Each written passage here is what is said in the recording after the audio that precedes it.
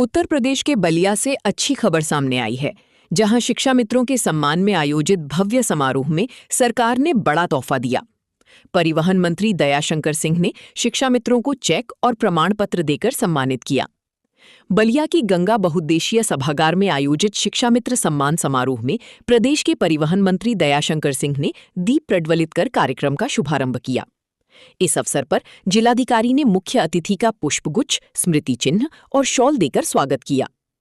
कार्यक्रम के दौरान मंत्री ने 18 शिक्षा मित्रों को 18,18 हजार रुपए की चेक और प्रमाण पत्र देकर सम्मानित किया। अपने संबोधन में उन्होंने कहा कि शिक्षकों को समाज में सर्वोच्च सम्मान मिलना चाहिए और सरकार उनके हितों के लिए लगातार काम कर रही है।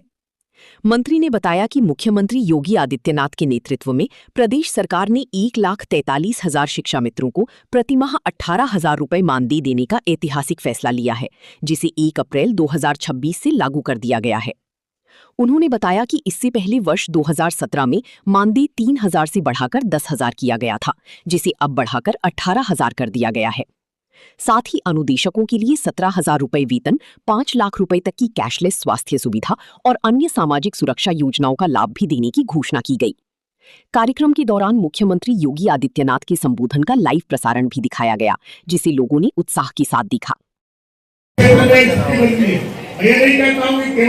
शिक्षा में हर, चाहे वो कार्यपालिका हो, न्यायपालिका हो, व्यवस्थापिका हो, सब में बदलाव आया है। लेकिन आज तो स्थिति आ रही, कोई शिक्षक कहाँ देता है तो उसके जो बच्चों के जो गार्जियन है, माता पिता है, नाराज हो जाते हैं। हम लोगों ने तो देखा है कि जो शिक्षक ज्यादा हम लोगों को मारते पीटते थे या हम लोग को अच्छा बनाने में जो उन्होंने सहयोग करते थे, आज वही सबसे ज्यादा याद आते हैं।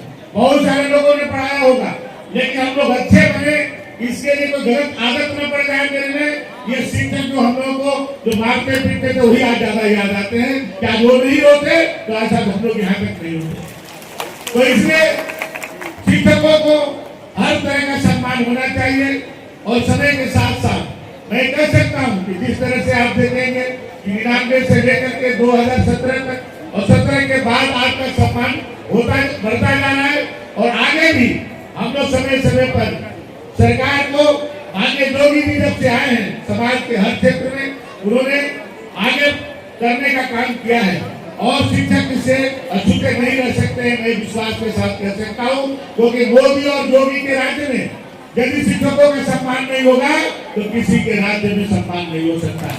क्योंकि मोदी और योगी अपने लिए नहीं जीते हैं, वो पूरे देश और समाज के लिए जीते हैं। मोदी जी का भी 6 भाई हैं, आप लोग शिक्षक हैं, यदि मैं पूछूं कि 6 भाई को नाम बता दे तो आप नहीं बता सकते।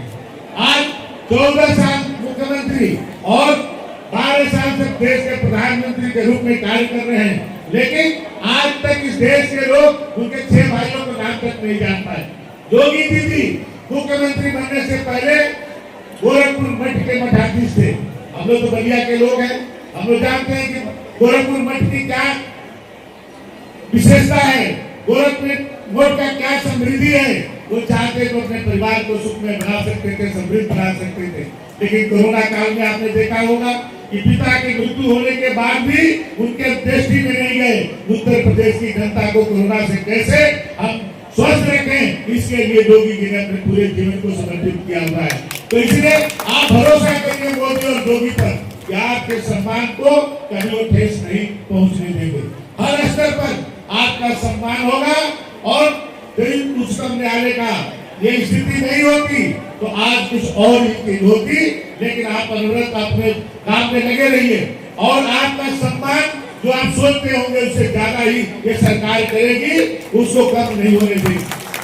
आप तो वो व्यक्तित्व है कि हमारे बच्चे जो कोरे कागज होते हैं सबसे पहले आपके पास जाते हैं, आप उनके मन में जो भर देंगे पूरे जीवन भर वो उसी तरह के बन करके हो जाएंगे।